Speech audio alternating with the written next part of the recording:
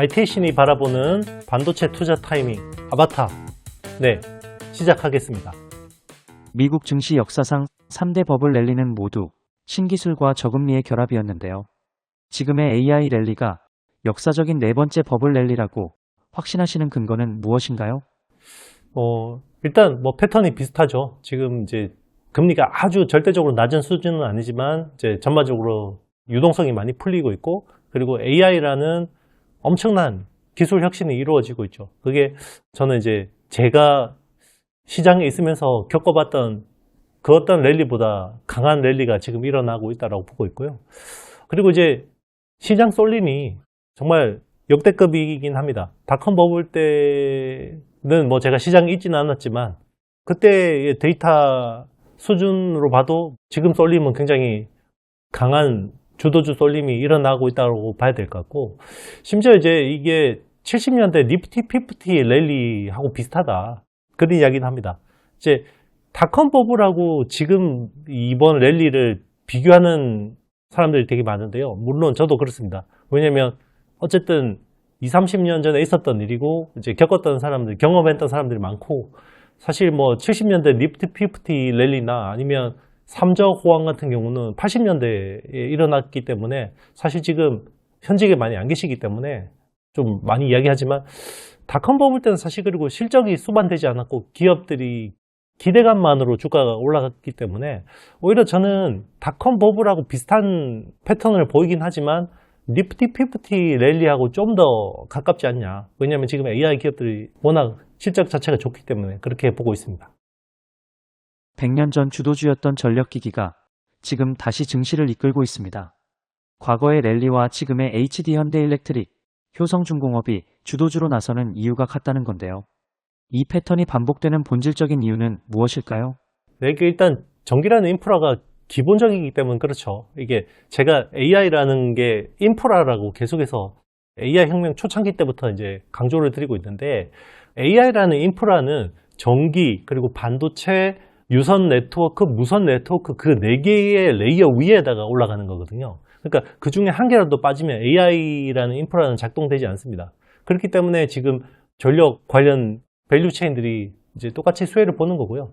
인프라는 사실 기본적으로 필요하고 그리고 굉장히 가시성이 있잖아요. 인프라가 깔리고 나서 그 위에 플랫폼이 생기고 애플리케이션이 생기는 거지만, 어떤 게 킬러 앱이 될지는 모르겠지만 무조건 인프라는 깔아야 되기 때문에 이제 그 관련 기업들은 무조건 이제 실적이 나올 수밖에 없죠. 다만 이제 그 기대감이 어느 만큼 지금 반영돼 있냐, 그게 과하게 반영돼 있다 그러면 이제 주가가 조금 부담스러울 수 있는 거고, 아직까지 좀 너무 과소평가돼 있다 그러면 이제 앞으로 업사이드가 있다, 이렇게 볼 수 있는 겁니다.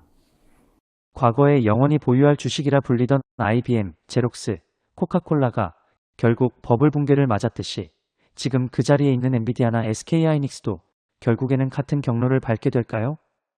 충분히 가능합니다. 예, 영원히 자라는 나무는 없죠. 예, 니프티 피프티 기업들도 사실 그 당시의 사람들은 영원히 상승할 거라고 생각했을 것 같아요. 그래서 지금 엔비디아나 TSMC나 SK하이닉스 같은 기업들도 똑같이 이제 그런 생각을 할 수 있는데, 언젠가는 그 끝이 있겠죠. 그런데 이제 그게 우리가 예상하는 것보다 훨씬 늦게 오고, 그리고 안 올 것처럼 하다가 순식간에 온다라는 거죠. 그러니까 중요한 거는 버블이 한 번만에 터지는 경우는 없습니다. 터질 것처럼 안 터지다가, 터질 것처럼 안 터지다가 안 터지나 보다 그러면 터지거든요. 그러니까 투자를 한다 그러면 이제 끝까지 끌고 가야 되는데, 그러면 이제 여러분들이 멍텅구리 주식을 끌고 가면 사실 이게 터지고 나면 못 올라오는 경우가 있거든요. 그러니까 옥석 가리기를 잘해야 되죠. 그리고 그 옥석 가리기를 어떻게 해야 되냐?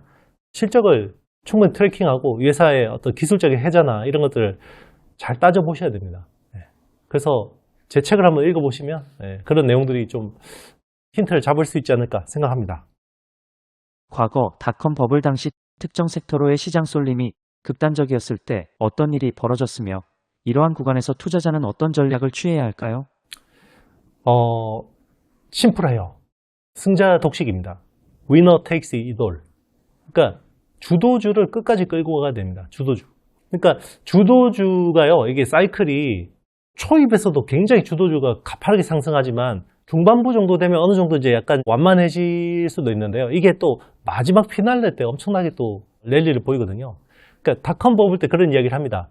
96년, 7년, 8년, 3년 다 먹었다. 이야, 잘했다. 그리고 99년은 좀 위험한 것 같아. 나는 이제 먹고 빠질래.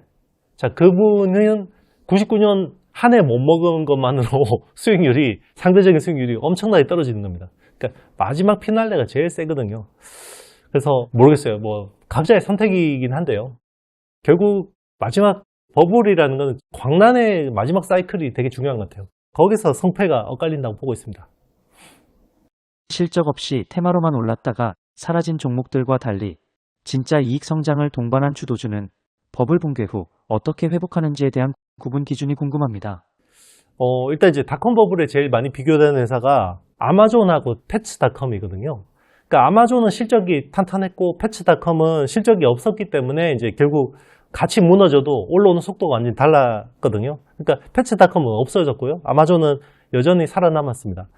그리고 이제 또 하나가 독점적인 기술하고 시장 지위죠. 네. 그리고 마이크로소프트 같은 경우는 OS에 독점이 있었기 때문에, 그리고 아마존은 물류센터에 인프라 독점이 있었기 때문에 계속해서 살아남았고요. 대체 불가능한 거죠. 그게 해자라고 합니다. 그게 중요한 것 같고, 그리고 이제 버블이 꺼지더라도 그 수요가 존재한다 그러면 결국은 올라올 수 있습니다. 물론 이제 그게 버블의 고점에서 잘못 올라타시면 원금 회복하는데 10년 이상 걸릴 수 있어요. 실제로 니프티 50 때 만약에 IBM을 고점에서 샀다. 그러면 그게 90%가 폭락했거든요. 근데 10년 뒤에 원금 회복하긴 했습니다. 그러니까 고점에서는 또 함부로 용감하게 하면 안 되겠죠. 그래서 중요한 거는 주도주를 분할로 쌀 때 잘 사는 게 중요한 것 같습니다. 닷컴 랠리 막바지처럼 현재 AI 하드웨어 IT 섹터만 유독 S&P 500을 이기고 있습니다. 역사적 통계로 볼 때 2단계 이후에는 보통 어떤 일이 일어났나요? 그렇죠. 이제 닷컴 랠리 마지막 1년 보면 IT가 유일하게 벤치마크 지수를 이겼어요. 그리고 이제 중요한 거는 아시겠지만 버블 터지고 나서 IT 주들이 80% 가까이 하락했거든요. 그러니까 이제 나스닥도 고점 대비해서 거의 78% 하락했고요. 그런데 이제 중요한 건 타이밍이죠. 마지막 1년 동안에 IT에 있었던 투자자들은 엄청난 수익을 냈는데 그 1년이 언제 끝나는지는 아무도 모른다는 거죠. 그러니까 버블이라는 건 사실 이게 예측하기가 되게 어려워요. 저도 뭐 불가피하게 책이나 제가 어디 외부 출연해서 뭐 이게 언제까지 좀 사이클일 거다라고 예상을 하지만 이거는 역사를 참고해서 제가 전망하는 거일 뿐이지 그 전망이라는 건 언제든지 바뀔 수 있다는 거죠. 그러니까 중요한 거는 예측보다는 대응이 중요하다. 항상 그렇게 이야기를 합니다. 그래서 기업들, 주도주들의 어떤 실적이라든지 흐름들을 잘 따라가면서 항상 이제 대비를 해야 될 것 같아요. 닷컴 버블 시절 마이크로소프트와 패치닷컴의 운명이 갈렸듯이 최근 삼성전자와 SK하이닉스의 주가 흐름이 분리되는 현상을 사이클 후기의 신호로 볼 수 있을까요? 네, 맞습니다. 이제 주도주들이 좀 분화되기 시작하거든요. 이제 이게 주도주에서도 이제 옥석 가리기가 되고 정말 찐 주도주 쪽으로 더 수급이 쏠려요. 이게 버블에서는 또 항상 그렇게 발생하는데 그게 사이클 후반부 들어서 이제 보통 보이는 특징인데 삼성전자하고 SK하이닉스가 거의 동조화를 보이다가 올해 들어서 이게 약간 디커플링 되고 있거든요.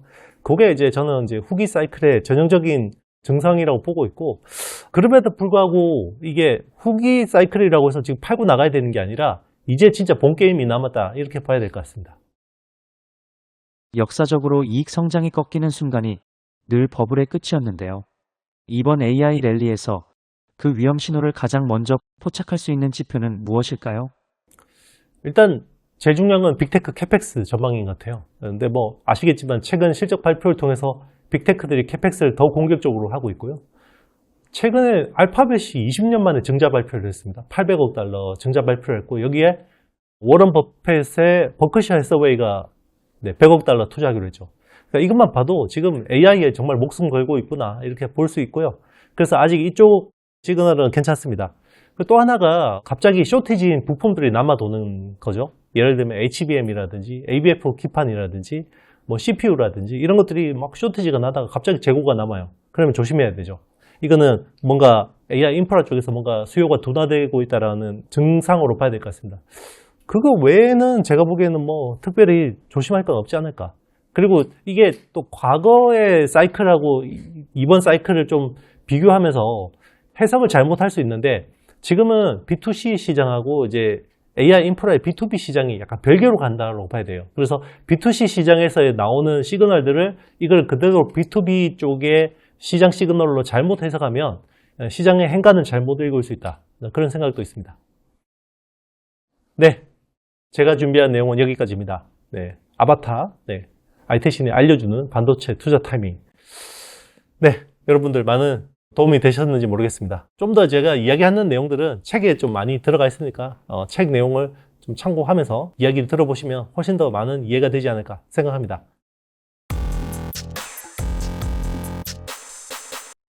IT신이 바라보는 반도체 투자 타이밍. 네. 아바타 영상 이어가도록 하겠습니다.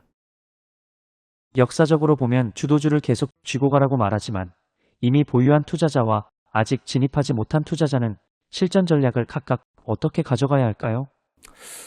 그렇죠. 이제 포지션에 따라서 완전 다릅니다. 싸게 사신 분들은 그냥 쭉 끌고 가시면 돼요. 그리고 약간 이 사이클에서도 가만히 있으라 그러면 좀 이게 또 쉽지 않잖아요. 여러분들이 생각해 보세요. 3살, 4살 아이한테 제일 힘든 게 뭔지 아세요? 야, 너 가만히 있어. 내가 용돈 10만 원 줄게. 그래도 못 있어요, 애들. 똑같습니다. 주식 투자자들한테 너 아무것도 하지 말고 가만히 있어 그러면 못 하거든요. 그러니까 이제 싸게 사서 가만히 있는 게 제일 좋아요. 그게 정답인데 여러분들 그거 못 하거든요. 예, 저도 못 하거든요. 그러면 조금 많이 과하게 올랐을 때는 뭐 10에서 20% 정도 현금 확보했다가 그것도 좀 빠지면 좀 샀다가 약간 그런 식의 트레이딩 하는 건 중요한 것 같아요. 근데 메인 물량을 털리면 안 됩니다. 싸게 사신 분들은 이제 그게 중요하고요. 없는 분들은 이제 골치가 아픕니다. 네. 없는 분들은 이게 기회를 줘요. 작년 트럼프 상호관세 이슈 때 폭락할 때 그때 사거나 아니면 올해 이란 전쟁 터졌을 때 그때 사거나 해야 되는데 쉽지 않죠, 그것도. 네. 그러니까 여러분들은 분할 매수, 공포에 살 수 있는 그런 트레이닝을 해야 되는 것 같아요. 그러니까 주식 투자라는 게 사실 누가 뭐 라이선스를 주는 건 아니지만 사실 이게 굉장히 훈련이 필요한 영역인 것 같습니다. 주도주 랠리 중 찾아오는 단순한 조정과 대세 하락을 알리는 버블 붕괴 초입을 역사적 기준에서는 어떻게 구별할 수 있을까요? 실적 전망 같아요. 그러니까 특히 계속해서 제 영상 보신 분은 아시겠지만 이런 큰 사이클의 전반부는 매출 성장률이 중요하고요. 주가에 연동되는 경우가 많고 후반부로 가면 이익 증가율이 중요합니다. 그러니까 결국은 이익 증가가 꺾이면 사이클이 끝나요. 그래서 보통 이게 조정인지 아니면 사이클이 이제 끝날 것 같은지는 EPS 전망을 잘 보셔야 돼요. 그러니까 이번에 조정에서 여러분들이 EPS 전망이 어땠나요? 주가는 빠지는데 오히려 EPS 전망은 높아졌죠. 이럴 때는 조정이니까 사야 됩니다. 네. 제가 그래서 유튜브 채널에도 제가 글을 올렸죠. 여러분들한테 아직 이거 꺾을 때는 아닌 것 같습니다 라고 이야기한 거고요. 그런데 뭔가 조정을 받는데 EPS 전망도 하향돼요. 그러면 일단은 포지션 많이 줄이는 게 맞습니다. 그게 진짜 사이클이 터지는 게 아닐 수도 있는데 조정이 깊을 수 있어요. 그러면 이제 뭔가 펀더멘탈에 문제가 생긴 거거든요. 그러니까 버블에서 뭐 펀더멘탈이 중요하냐, 내러티브가 중요하지라고 하지만요. 사실 주도주는 내러티브 못지않게 펀더멘탈이 중요합니다. 그러니까 펀더멘탈 위에서 내러티브가 춤을 추는 거거든요. 그러니까 펀더멘탈이 무너지면 아무리 내러티브가 춤을 춰도 주가가 버틸 수가 없어요. 빅테크의 투자 둔화와 메모리 가격 하락 중 어느 한 지표만 꺾여도 즉각 대응해야 할까요? 아니면 두 가지 신호가 동시에 확인되어야 할까요?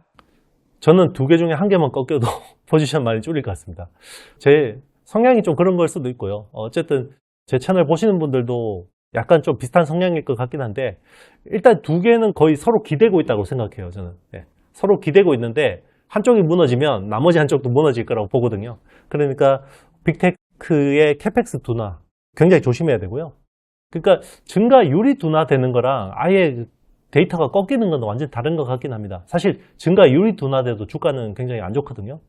그리고 이제 메모리는 이제 현물가가 좀 꺾이면 안 좋긴 한데 그런데 이제 현물가가 실제 고정거래 가격보다 가격이 위에 있는지 밑에 있는지가 되게 중요할 것 같아요. 그러니까 현물가를 뚫고 내려오는 데드크로스면 굉장히 위험한 거고요. 근데 기존의 프리미엄이 30%인데 이게 20% 정도로 갭이 축소된다.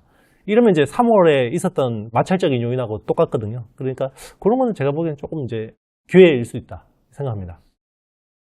버블이 꺼진 뒤 IBM과 P&G는 살아남았지만 제록스는 몰락했는데요. 현재의 AI 주도주 중 장기적으로 생존할 종목을 선별하는 기준은 어디에 있을까요?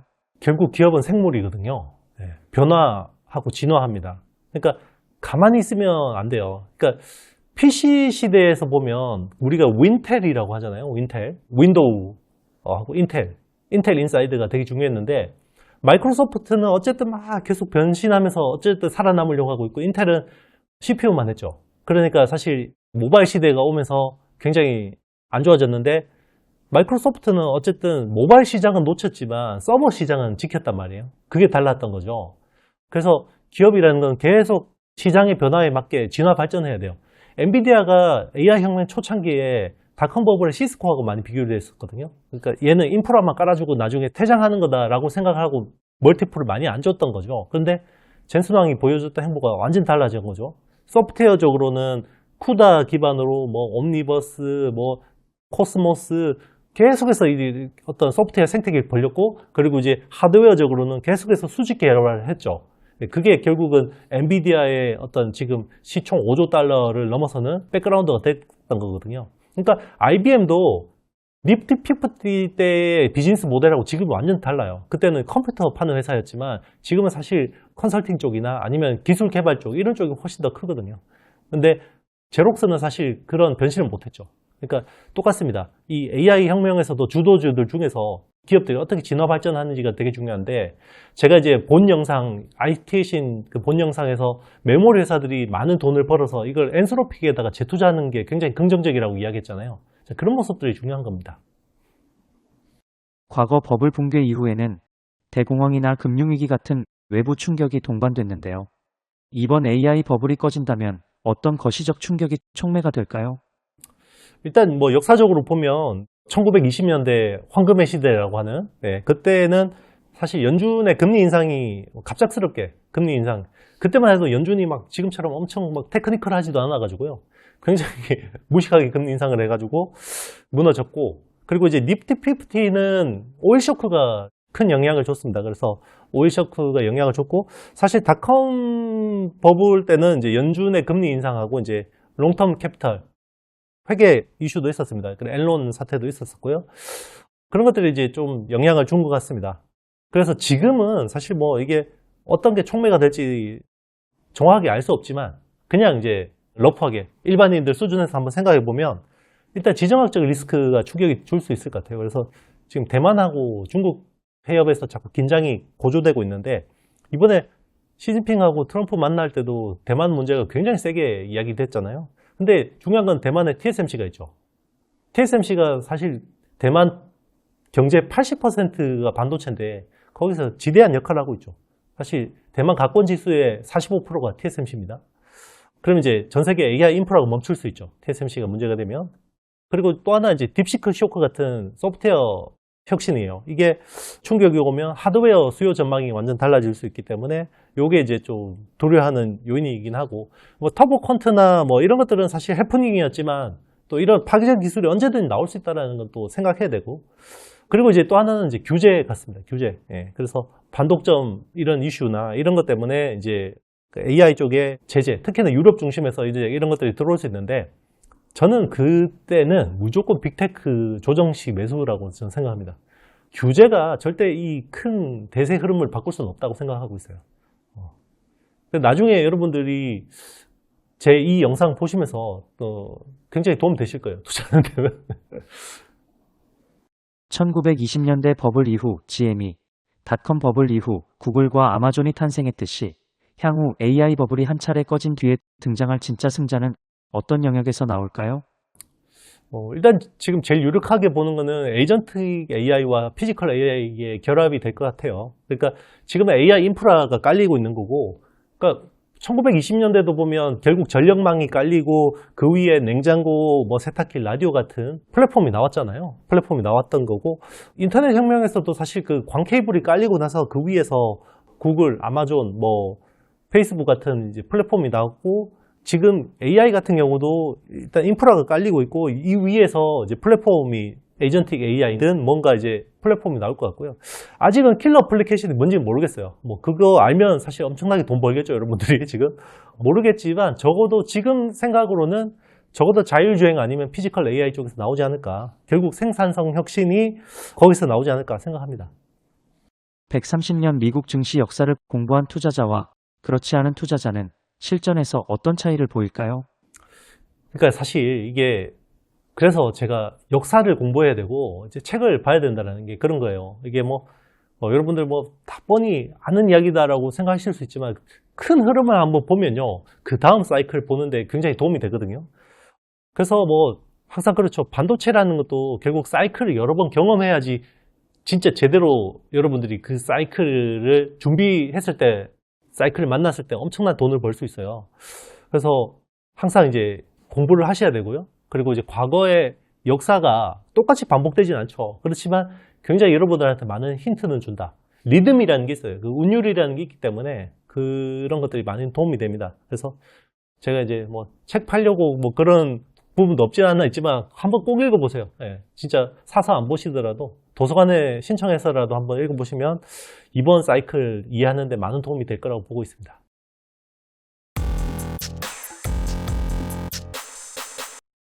IT의 신이 바라보는 반도체 투자 타이밍 아바타. 네, 시작하겠습니다. 질문 주세요. 교과서를 통째로 외운 수준인 AI가 아무리 발전하더라도 조직과 현장의 숨은 맥락을 모른다면 결국 실무에선 한계에 부딪히게 되는 걸까요? 그렇죠. 이게 사실 AI가 이제 세상에 나와 있는 형식지라고 하죠. 기록되어 있는 지식들은 다 학습했다고 봐야 될 것 같아요. 근데 이제 남아있는 게 뭐냐? 사람들이 기록하지 않은 지식, 암묵지. 그러니까 내가 잘 알고 있는데 이걸 설명하기 좀 애매한 거 있잖아요. 이제 그런 것들이 아직까지 AI가 못 들어오는 영역이거든요. 근데 이게 AGI라는 게 개발된다고 하더라도 인간의 암묵지는 당장 대체되지는 않을 것 같습니다. 왜냐하면 이게 AI가 학습하기 위해서는 AI가 읽을 수 있는 뭔가 텍스트든 뭔가 이 형식으로 바꿔줘야 되는데 그게 안 되는 거죠.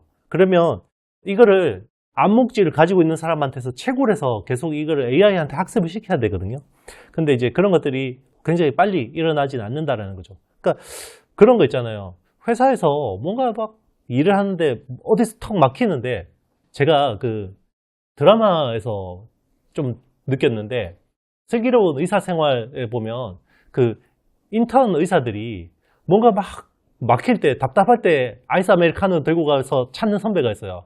그러면 이제 그분이 뭐 때문에 왔는가 이러면서 도사처럼 이야기해서 저는 이게 궁금합니다. 그러면 이제 술술술술 다 이야기해요. 그런데 그 사람은 그 조직의 전반적인 맥락부터 어떤 사람의 히스토리까지 다 알고 있어요. 그러니까 그 사람이 AI가 대체할 수 없는 암묵지를 가지고 있는 거죠.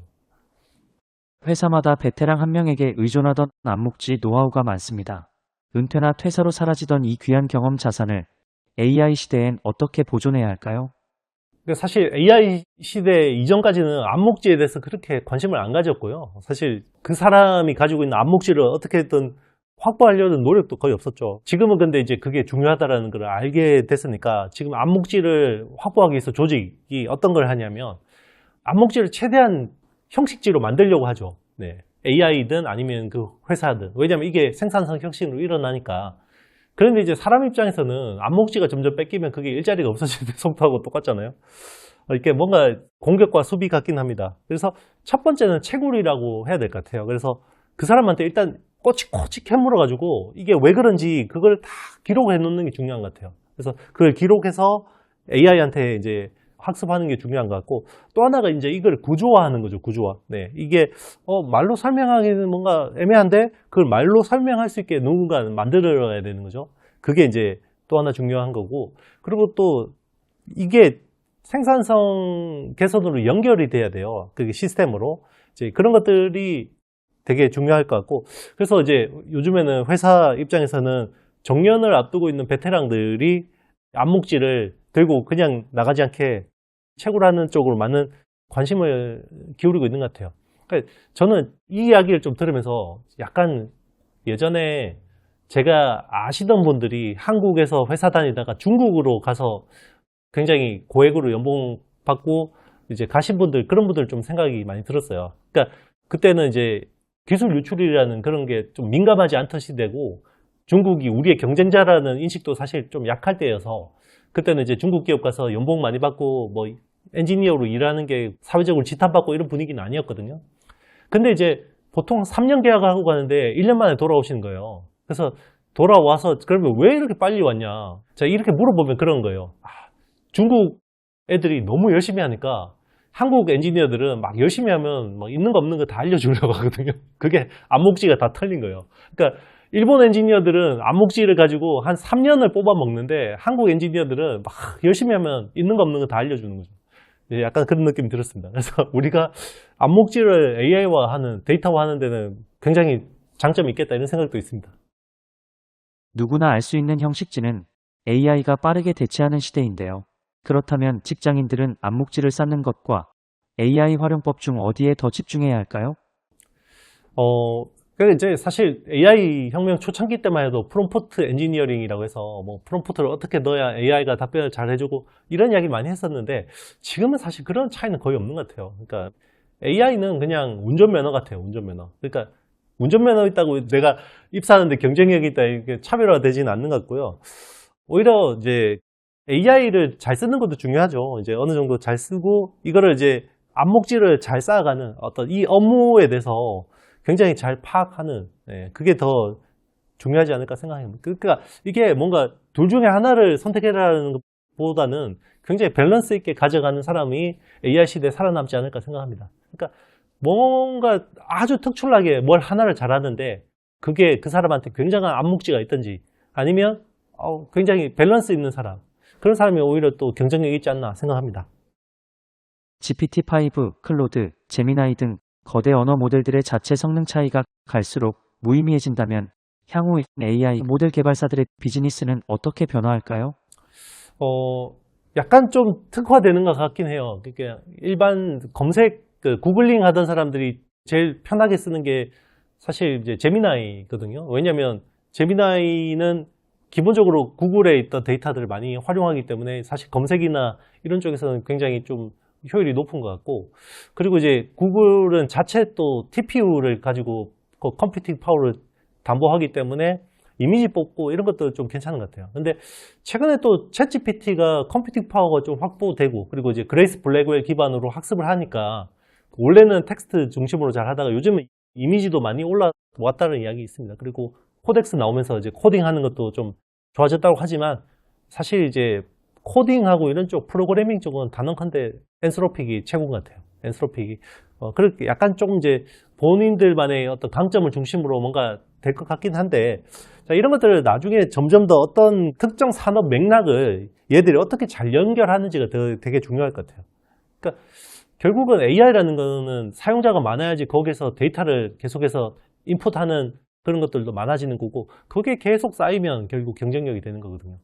그러니까 죽어라 컴퓨팅 파워 확보해가지고 좋은 모델을 유지하려고 하는 게 결국 그 사용자 풀을 유지하는 게 되게 중요하거든요. 근데 AI는 사실 내가 제미나이 쓰다가 엔서로픽으로 넘어가는데 별로 장벽이 없어요. 진입 장벽이 없거든요. 제가 애플 쓰다가 사실 안드로이드 넘어가는 거는 굉장히 결심이 필요하거든요. 왜냐하면 내 데이터들이 사실 애플의 iOS 생태계에 많이 남아있기 때문에 이걸 옮기는 게 굉장히 어떻게 보면 이주 비용이 많이 들잖아요. 근데 AI는 사실 뭐 좀 그런 게 덜하기 때문에 나중에는 어떻게 될지 모르겠습니다만, 에이전틱 AI가 되고 그러면 그럴 수 있겠지만, 지금은 사실 AI를 뭐 넘어가는데 크게 그게 없는 것 같아요. 그러면 결국은 지금은 컴퓨팅 파워를 가지고 제일 좋은 모델 성능을 유지하면서 사용자들을 계속해서 여기서 리텐션을 일으키고 그 사람들이 알아서 데이터를 입력하게 하는 게 중요한 것 같아요. 실전에서 쌓은 공장 베테랑의 미묘한 현장 노하우를 실제 데이터화해서 AI에 입력하는 게 현실적으로 가능할까요? 쉽진 않죠. 네, 쉽지는 않는데 근데 해야 되는 거죠. 사실 그런 것 때문에 젠슨 왕이 와서 현대차하고 피지컬 AI 협력 이야기하고, 결국 자동차라는 건 사실 제조업에서 사실 거의 하이엔드라고 봐야 되잖아요. 최고봉이라고 봐야 되는 거고요. 그리고 이제 SK 하이닉스하고 협력해서 결국 반도체 팹에 있는 제조 데이터들을 확보하고 싶은 거죠. 그래서 이제 결국은 이런 것들 확보하려면 다 센서를 많이 써야 될 것 같고요. 센서하고 이제 베테랑의 어떤 행동의 연결을 굉장히 잘 해서 형식지로 만들어주는 게 중요할 것 같고, 또 하나는 이제 패턴인 같아요. 만약에 뭐 안목질을 많이 가지고 있는 엔지니어 같은 경우는 기계 소리 듣고도 이게 뭔가 고장이 날지 아닐지 이런 걸 알 수 있는데, 그런 것들을 소리를 계속해서 학습을 시켜가지고 이런 것들 구조화하는 노력들이 있거든요. 그런 것들을 결국 알고리즘화하는 게 되게 중요한 것 같습니다. 그래서 사실 이런 것들은 우리 기업들이 요즘에 많이 하고 있어요. 암묵지를 데이터로 변환해 AI에 공급하는 능력이 기업의 격차를 가를 텐데요. 투자자 입장에서 이 역량을 어떻게 종목 선별에 활용할 수 있을까요? 그러니까 이제 결국 업력 같아요. 그 영역에서 얼마나 오래 살아남았는지, 그리고 이제 그 경쟁력이 있는지, 그런 것들이 결국은 다 입증한다고 봐요. 그게 암묵지 기반의 지식이 없으면 그렇게 유지할 수 없다라고 보고 있고요. 그래서 이제 일단은 암묵지를 가지고 있어야 되고, 그걸 이제 데이터 관련 투자를 해야 되죠. 이걸 자꾸 형식지로 만들려고 하는데 투자를 하고 있는 건지, 그건 되게 중요한 것 같고, 그리고 이제 엔터프라이즈 AI 관련돼서 이제 파트너십을 맺는 것도 되게 중요하겠죠. 그리고 이제 실제로 AI 도입 이후에 영업이익률이 올라간다 그러면 이제 그런 회사는 굉장히 금상첨화겠죠. 결국 맥락을 아는 인재가 승리하겠지만 경험이 부족한 2030 세대에겐 어려운 과제입니다. AI와 경쟁해야 하는 젊은 세대에게 어떤 조언을 해주고 싶으신가요? 참 이게 제가 말은 할 수 있지만 행동은 쉽지 않다는 게 AI 시대에 어떻게 해야 된다 이런 것은 막상 제가 이야기를 많이 하는데요. 당장 저희 애만 해도 그래요. 이게 AI 시대에 적합하지 않은 교육인 걸 알지만 교육 시스템이 지금 그렇게 돼 있기 때문에 제가 똑같이 주입식 교육을 시키고 있단 말이에요. 근데 이제 AI 시대에는 사실 이제 뭔가 달달달 외워서 시험 잘 치는 사람보다는 다른 생각, 그리고 다른 사고방식, 그리고 좀 더 이제 자기가 좋아하는 영역에 좀 뎁스가 있는 사람이 좀 더 나을 것 같아요. 그래서 AI 시대에도 결국은 자기가 좋아하는 일을 하는 사람이 경쟁력이 있지 않을까 생각하고 있고요. 그리고 이제 AI하고 뭔가 자꾸 맞서려고 하지 말고요. 내가 뭐 AI하고 경쟁한다 이런 것보다는 AI를 내가 어떻게 활용해야 되는지를 좀 잘 생각해야 될 것 같아요. 그래서 내가 뭔가 특정 영역에서 좋은 지식이나 뭐 능력이 있다 그러면 그걸 어떻게 AI로 활용할지에 대해서 좀 많이 고민한다 그러면 AI 시대에서도 승자가 될 수 있지 않을까 생각합니다. 그리고 그런 AI 시대가 어떻게 펼쳐질지에 대해서 약간 그림을 그리는 것도 중요하겠죠. 내가 아무리 나무에다가 옹이구멍을 들여다봐도 이 나무가 어떻게 생겼는지, 숲이 어떻게 생겼는지 모른단 말이에요. 그래서 일단은 산꼭대기에 올라서 전반적인 그림을 한번 보는 게 중요한데, 그러려면 책 보는 게 제일 좋을 것 같습니다. 제 책이 아니더라도 다른 AI 관련 책들도 한번 읽어보시면 큰 도움이 될 것 같아요.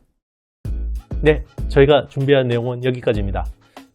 또 다음 시간에 아바타를 통해서 여러분들 찾아뵙도록 하겠습니다. 감사합니다. 안녕.